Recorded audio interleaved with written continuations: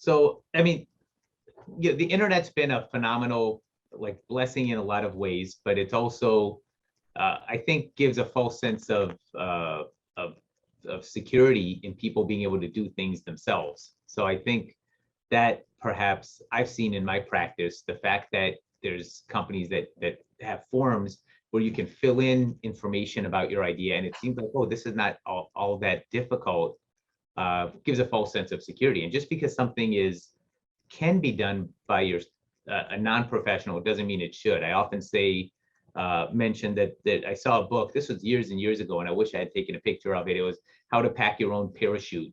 And it was a long book with pictures and diagrams, and I'm sure it was well written, but that's not something I myself would be comfortable with doing from a book. I would want a professional to do it. I had a client once that had a better analogy. They said, I'll wax my own plane, but if it comes time to change the propeller, I'm going to bring it into somebody that's done it before. That's a professional. Well, yeah, exactly. And it's like the one I use. It's like, would you do your own brain surgery? By the time you realize you've made a mistake, it's too late to fix it, and you're toast.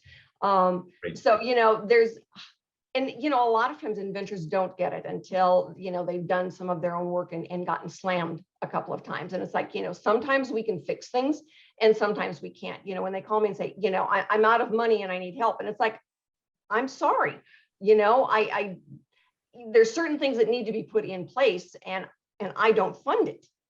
All right, I can help get to the next step, but like going to a show, the National Hardware Show, everybody helps pay a piece of that. So we take, the first 25 inventors who call us and say, hey, I want to go as part of your team.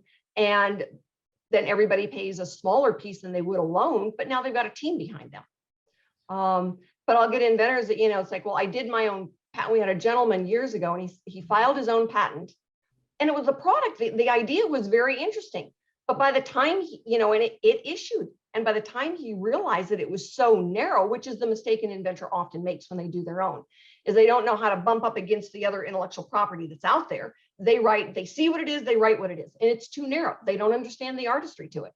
And, then they used his original filing against him when he tried to file again. And It's like, but the original one is mine, and it's considered prior art. So, don't do that. He would have been better off just biting the bullet and having a registered patent attorney do the first one.